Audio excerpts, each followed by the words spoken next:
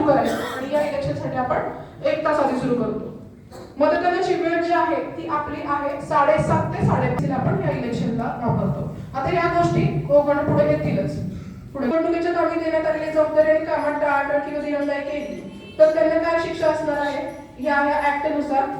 पुढे आपण 4 तारखेला सकाळी इथं 5:30 सगळ्यांना बोलवलेलं आहे आणि सगळ्यांनी वेळेवरच उपस्थित राहावेत, कारण पोलिंग पार्टीज परत त्या साहित्य ताब्यात घेणे या सगळ्या गोष्टींमध्ये विलंब झाला तर वरती रिपोर्टिंग मध्ये पण विलंब होतो.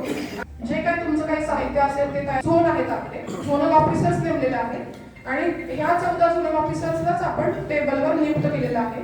विभाग दुसरा असतो तो कॅन्डिडेट सेट विभाग, तिसरा असतो तो रिझल्ट विभाग आणि चौथा असतो तो बॅलेट विभाग. आता पहिलं दर्शक विभाग किंवा डिस्प्ले सेक्शन.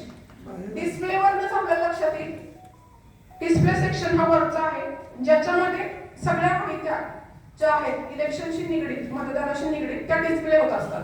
मॉक पोल न करता थेट निवडणूक मतदान प्रक्रियेला चालू करता येईल नोटासहित ते बघून बाकीचे मास्क केलेले आहेत का हे पाहणार आणि वरच्या कोपऱ्यामध्ये त्याच्यामध्ये निवडणुकीचा तपशील अनुक्रमांक उमेदवारांची नावं या सगळ्या गोष्टी किंवा त्यांची चिन्ह व्यक्तीच आहेत का अशी एक मतपत्रिका आहे जी तुमच्या नंबर केंद्राची आहे का हेच पाहायचे. छोटे गोल लाल कलरचे हे दिसत ते आहेत ते दिवे तो लाल दिवा पेटतो.